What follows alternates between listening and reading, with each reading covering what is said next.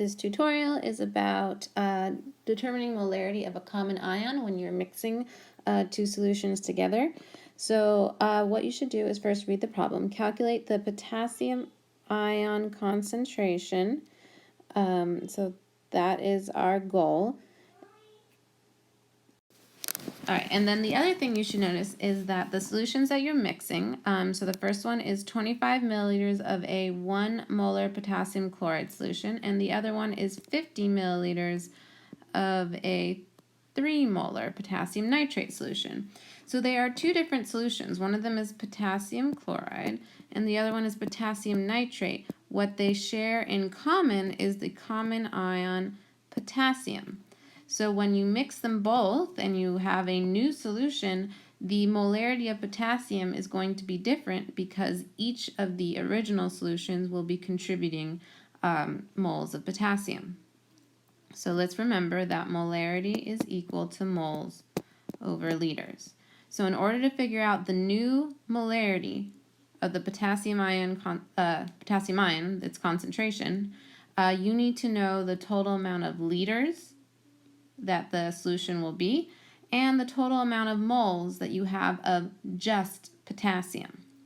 So finding out the liters of the new solution is pretty easy, because if you take a 25 milliliter solution and add it to a 50 milliliter solution, well, you know that the new volume is going to be 75 milliliters. Now remember, in molarity problems, we must have our volume in liters.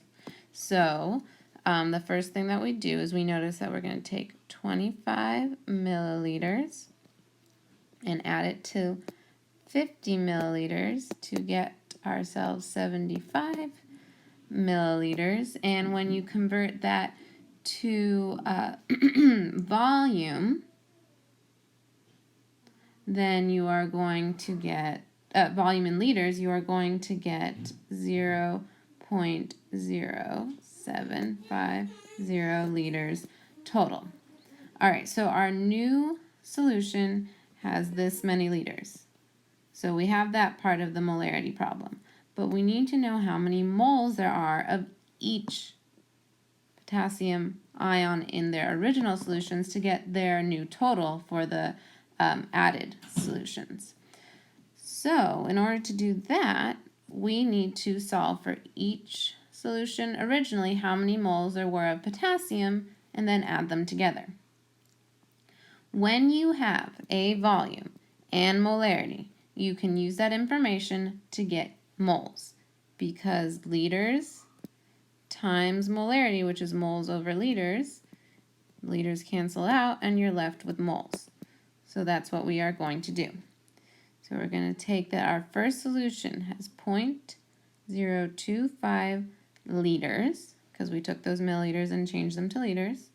We also know that its molarity is 1, so it's 1 mole of potassium chloride over 1 liter. Now here's the new part. This is potassium ion we are focusing on, so we need to do a ratio, because in potassium chloride we need to just focus on our moles of potassium ion. Well, it is a 1-to-1 ratio. So we do that, and the number of moles for our first solution right here for potassium is going to be 0.0250 moles. But we need our moles from the second solution as well to get the new total of moles. So we're going to say, well, our second solution was 0.05 liters, and the molarity is 3 this time, 3 molar, so that's 3 moles of potassium nitrate per 1 liter. And again, we're just focusing on potassium, so we do our mole ratio. Well, it's 1-to-1 again. There's only 1 potassium in potassium nitrate. And we do that math, and we get that we have 0.150 moles of K+.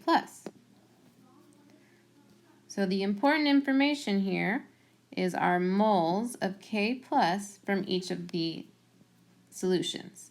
Because once we mix the solutions together, we are also mixing the moles.